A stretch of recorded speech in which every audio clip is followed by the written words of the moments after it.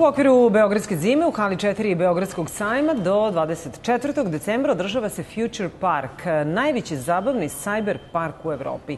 U gradu budućnosti roditelji će moći da priušte deci nezaboravan provod, ali i edukativne panele i zabavne programe. Tehnologija virtualne realnosti, turnir u Counter-Strike-u i ostalim igricama, druženje sa omiljenim YouTube zvezdama uz bogat muzički program. Svi oni koji žele da zakorače u budućnost, do 24. decembra moći će da se pridruže tehnološkoj revoluciji i iskuse virtuelnu realnost.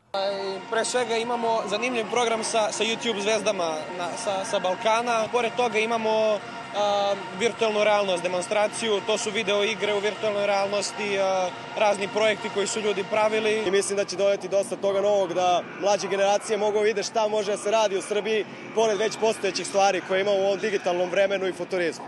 Pasionirani ljubitelji novih tehnologija i oni koji uživaju u čarima savremenog doba moći će između ostalog da uz pomoć VR naočara prošetaju kroz stan koji bi želeli da kupe.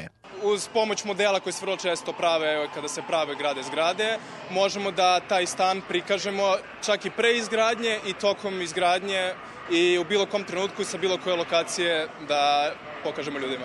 Tabla, kreda i sunđer, mnogo svezaka i knjiga koje đaci koriste u školama u Future Parku odlaze u prošlost. Ukoliko posetite Park budućnosti, moći ćete da vidite i kako savremeni gimnazijalci uče. Oni umesto svezaka koriste tablete, prate nastavu na interaktivnim tablama, a odgovore na pitanja koje ih zanimaju dobijaju i od profesora, ali i od robota.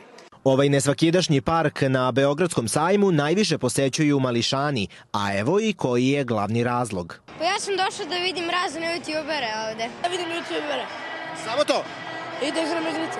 Pored omiljenih youtubera, tu je i gaming zona, gde će biti održan prvi međunarodni turnir u Counter-Strike-u, na kom će pored predstavnika iz Srbije učestvovati i brojni inostrani timovi.